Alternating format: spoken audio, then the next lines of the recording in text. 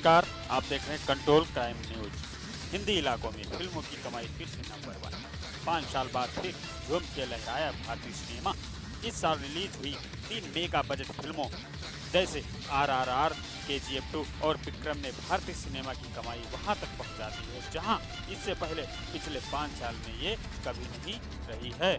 साल 2022 के पहले 6 महीनों में भारतीय फिल्मों ने बॉक्स ऑफिस पर शानदार वापसी की है। हिंदी भाषी राज्यों में भी फिल्मी दर्शकों ने सिनेमा घरों में लौटने से वहां कमाई बढ़ी है।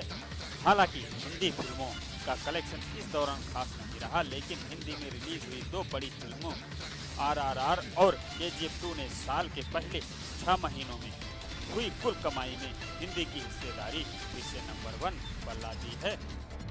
कोरोना संक्रमण काल के दौरान लंबे समय तक बंद रहे सिनेमा घरों के चलते साल 2020 और साल 2021 में भारतीय सिनेमा की हालत बेहतर खराब रही, लेकिन इस साल की शुरुआत से ही इसने फिर से कमर कसी और जून का महीना खत्म होते होते भारतीय सिनेमा ने बॉक्स ऑफिस पर करीब 5,550 करोड़ रुपए का कारोबार बॉक्स ऑफिस पर कर लिया। इस कमाई में सैटेलाइट और OTT अधिकारों से होने वाली कमाई शामिल नहीं है और समझा जाता है कि इस दौरान भारतीय सिनेमा मनोरंजन जगत के करीब इतनी ही कमाई इन दोनों माध्यम से भी की है।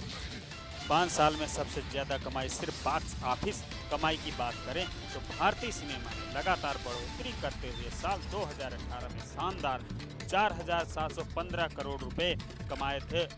फिल्मों की पहली छमाही में कमाई कर रही थी 5,153 करोड़ रुपए। साल 2022 के पहले 6 महीनों में हुई 5,550 करोड़ रुपए की कमाई ने इस साल की पहली छमाही को बीते 5 साल में सबसे ज्यादा कमाई करने वाली छमाही भी बना दिया। दिलचस्प बात यह है कि इस पूरी कमाई में से करीब 35% हिस्सा इस साल रिलीज हुई सिर्फ 2 फिल्मों जैसे KGF और RR से आया है।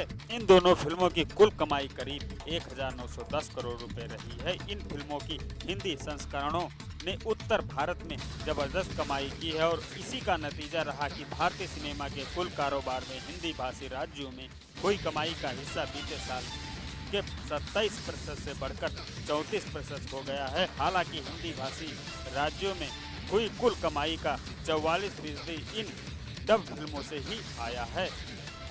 भारतीय सिनेमा के कारोबार में हिंदी भाषी राज्यों की भागीदारी साल 2019 में करीब 44% और इसके पहले वाले साल में 54% रही थी।